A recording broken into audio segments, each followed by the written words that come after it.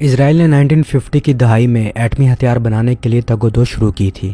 اس مقصد کے لیے اس نے نیوکلیر ری ایکٹر اور یورینیم کے حصول کے لیے فرانس سے رابطے شروع کیے، لیکن جہاں ایک مسئلہ یہ تھا کہ فرانس نیوکلیر کلب کا مستقل رکن تھا جس میں اس کے علاوہ امریکہ، سوویت یونین اور برطانیہ بھی شامل تھے۔ کلب کے قانون کے مطابق یہ ٹیکنالوجی ان کے علاوہ دنیا کے کسی بھی ملک کو منتقل نہیں کی جا سکتی تھی، کیونکہ اس سے ایٹمی ہتھیاروں کی بے لگام دوڑ شروع ہونے کا خطرہ تھا۔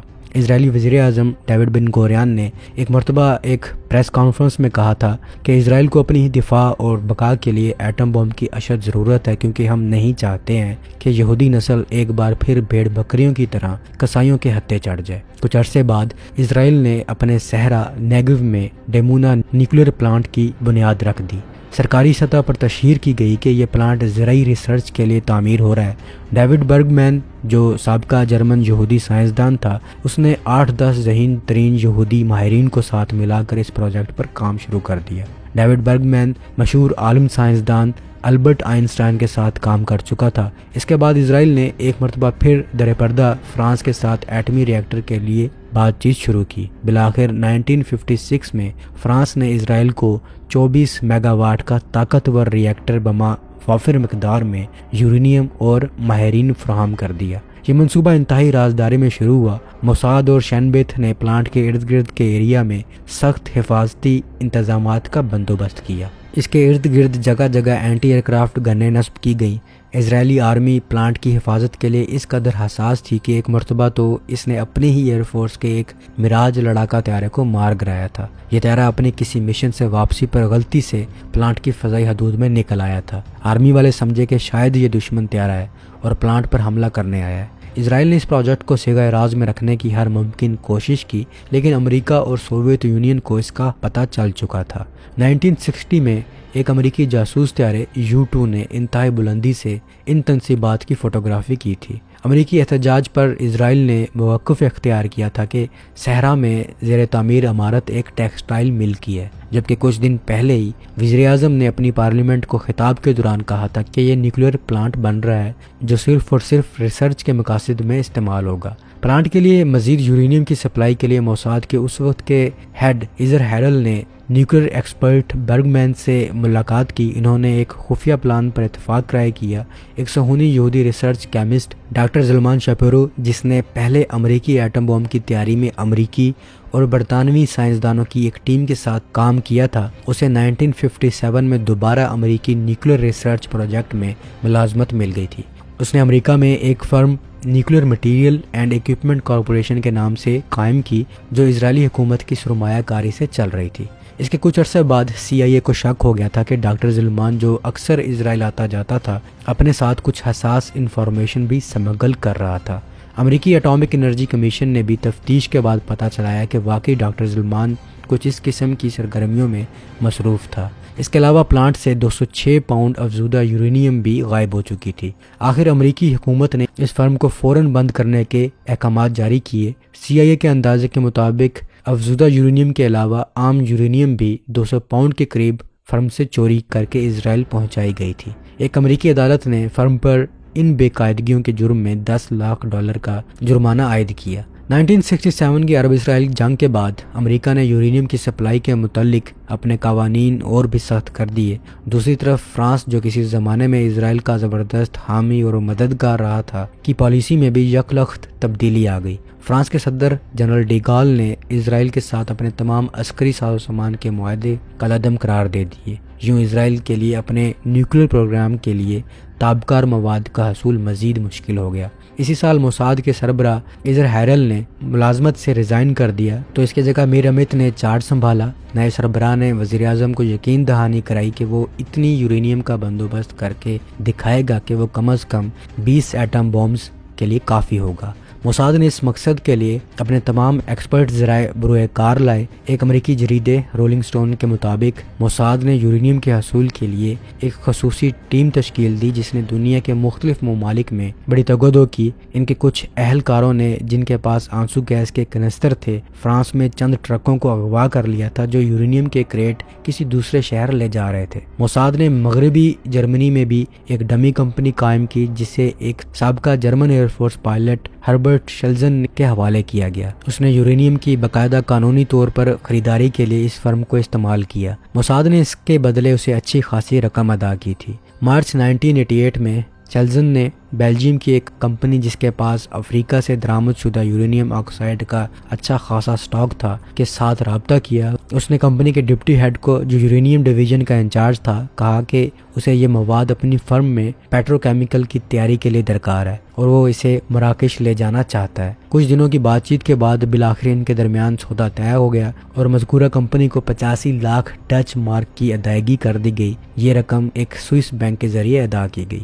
اس مرحلے پر موساد کو اچانک ایک غلطی کا احساس ہوا، وہ یہ کہ یورپین اٹامک انرجی کمیشن کی باقاعدہ اجازت کے بغیر وہ یہ مواد بین الاقوامی بحری روٹ پر مراکش منتقل نہیں کر سکتے تھے۔ آخر ایک نیا پلان بڑی عجلت میں تیار کیا گیا، جس کے مطابق یورینیم کی اس کھیپ کو اٹلی شفٹ کر کے وہاں ایک کیمیکل فیکٹری کے حوالے کرنا تھا۔ حالانکہ اس فیکٹری نے اس سے قبل کبھی یورینیم خریدا تھا اور نہ اسے اس کی ضرورت تھی۔ بہرحال یہ تو موساد اور فیکٹری کے ہیڈ کے درمیان خفیہ ڈیل تھی۔ پلان کے مطابق کچھ خام مواد بیلجیم سے اٹلی منتقل کر کے وہاں اسے پروسیس کرنا تھا۔ یہ نقل و حمل بالکل قانون کے عین مطابق تھی۔ بس موساد کو ایک خدشہ تھا کہ ان کے مال بردار بحری جہاز کو اٹامک کنٹرول اتھارٹی کے انسپیکٹر کہیں چیک نہ کر لیں۔ خوش قسمتی سے ایسا کوئی حادثہ رونما نہیں ہوا۔ اس مقصد کے لیے انہوں نے مغربی جرمنی میں ایک لائبیرین رجسٹرڈ مال بردار بحری جہاز 1.5 لاکھ پاؤنڈ کے عوض خریدا۔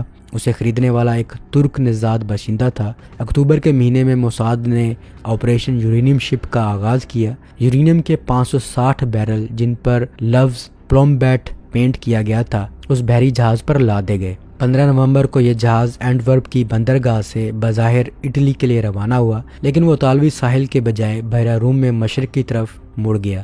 2 ہفتے کے سفر کے بعد وہ جہاز قبرص کی سمندری حدود میں ایک اسرائیلی ٹینکر سے جا ملا۔ ٹینکر کے عملے نے یورینیم کے تمام بیرل اپنے جہاز میں منتقل کر دیے۔ تھوڑی دیر بعد وہ ٹینکر اسرائیلی بندرگاہ حیفا کے لیے تیزی سے روانہ ہوا۔ یوں موساد نے اسرائیلی کابینہ کے فیصلے کے مطابق 14 مہینے کے عرصے میں ایٹم بم بنانے کے لیے یورینیم کی ایک بڑی کھیپ غیر قانونی ذرائع سے حاصل کر کے ڈیمونا نیوکلیئر پلانٹ پہنچائی۔ اسی سال دسمبر میں موساد کا وہ بحری جہاز ترک بندرگاہ میں نظر آیا، جہاں کے رجسٹر میں ان 2 ہفتوں کے سفر کا ذکر درج نہیں تھا جس میں یورینیم سمگل کی گئی تھی۔ جہاز کا پہلے والا کپتان اپنے عملے سمیت غائب تھا۔ یورپین اٹامک کنٹرول آرگنائزیشن نے 7 ماہ کی تحقیقات کے بعد بیان جاری کیا کہ مذکورہ جہاز میں لادا گیا یورینیم کہیں غائب کر دیا گیا تھا۔ پولیس انکوائری بھی ہوئی، لیکن وہ سب یہ معلوم کرنے میں ناکام ہوئے کہ آخر وہ 560 بیرل کہاں گئے۔ اس واقعے میں ملوث بیلجیم کی کمپنی نے اس پر کسی قسم کا تبصرہ کرنے سے صاف انکار کر دیا تھا۔ آخرکار تھک ہار کر یورپین اٹامک کنٹرول آرگنائزیشن نے اس تفتیش کو بند کر دیا۔ موساد کے سینئر اپنے آپریشن یورینیم شپ کی زبردست کامیابی سے بے حد خوش تھے۔ انہوں نے آپریشن کے کرتا دھرتا ایجنٹ ڈان آربیل کو ترقی دے کر ناروے بھیج دیا۔ یہ شخص 1971 میں موساد کی ایک ہٹ ٹیم میں بھی شریک ہوا جو میونخ اولمپک میں اسرائیلی کھلاڑیوں کے قتل میں ملوث فلسطینی مجاہد علی حسن سلامے کے تلاش میں ناروے پہنچی تھی۔ موساد کا یہ آپریشن سخت ناکامی کا شکار ہوا جب ہٹ ٹیم نے سلامے کے بجائے ایک مراکشی ویٹر کو غلطی سے مار ڈالا۔ پولیس نے ڈان آربیل کو موقع پر ہی حراست میں لے لیا تھا۔ پوچھ گچھ کے دوران ڈان آربیل نے حیران کن حد تک نرویجین پولیس کے ساتھ تعاون کیا۔ اس نے نہ صرف موساد کے اس آپریشن کی تفصیلات بتائی بلکہ یورینیم والے واقعے کا بھی تہلکہ خیز انکشاف کیا۔ دنیا بھر کے اخبارات نے یہ خبر ہیڈ لائنز میں شامل کی۔ ادھر اسرائیلی نیوکلیئر سائنسدانوں نے موساد کی مدد سے وافر مقدار میں ایٹم بم تخلیق کیے، لیکن ہر اسرائیلی حکومت کی پالیسی رہی ہے کہ وہ دنیا کے سامنے اپنے ایٹمی اسلحے کی موجودگی کی تردید کرتے رہے۔ لیکن 1969 میں جب وزیر اعظم گولڈا میئر واشنگٹن گئی تو وہاں صدر نکسن نے جب ان سے پوچھا کہ کیا اسرائیل کے پاس کوئی خطرناک کھلونا تو نہیں ہے، تو گولڈا میئر نے مسکراتے ہوئے کہا، ہاں بالکل ہمارے پاس ہے۔ گولڈا میئر کے اس اعتراف کی تصدیق کے بعد موشے دیان نے 1973 کی جنگ میں بھی کر دی تھی، جب مصر اور شام نے مشترکہ طور پر اسرائیل پر بھرپور حملہ کر دیا تھا۔ وہ حملہ اس قدر شدید اور اچانک تھا کہ اسرائیلی فوج کو مجبوراً فرنٹ لائن سے کافی پیچھے ہٹنا پڑا تھا۔ اس موقع پر اسرائیلی وزیر دفاع موشے دیان نے دھمکی دی تھی کہ وہ اپنی بقا کے لیے ایٹم بم استعمال کرنے والا ہے۔ کہتے ہیں کہ اسرائیل نے 13 کے قریب بم جو صحرا نیگو میں واقع ٹنلز میں پڑے ہوئے تھے ایکشن کے لیے تیار کر دیے تھے، اور اسرائیلی کابینہ کا اس دوران ایک اجلاس بھی طلب کیا گیا تھا جہاں 24 گھنٹے تک اس سنگین اقدام کے بارے میں صلاح و مشورے کیے گئے تھے۔ اجلاس ابھی جاری تھا، لیکن دوسری طرف ایئر فورس کا عملہ اپنے فینٹم اور کیفر جیٹ طیاروں میں ایٹم بم لوڈ کر رہے تھے، اور دوسری طرف امریکہ اور سوویت یونین کو بھی اسرائیل کے عزائم کا پتہ چل گیا تھا، لیکن امریکہ نے اسرائیل کو ایسا کرنے سے منع کر دیا، اور اس شرط پر اسرائیل پیچھے ہٹا کہ امریکہ اسرائیل کی مدد کرے گا، اور اس جنگ میں امریکہ نے اسرائیل کی بہت زیادہ مدد کی تھی۔ تو دوستو اس طرح اسرائیل ایٹمی طاقت بنا۔ تو اب تک کے لیے اتنا ہی، امید ہے آپ کو یہ چھوٹی سی ویڈیو پسند آئی ہوگی۔ ملتا ہوں ایک نئی اور دلچسپ ویڈیو کے ساتھ، تب تک کے لیے اپنے ہوسٹ بلال کو اجازت دیجیے۔ اللہ حافظ۔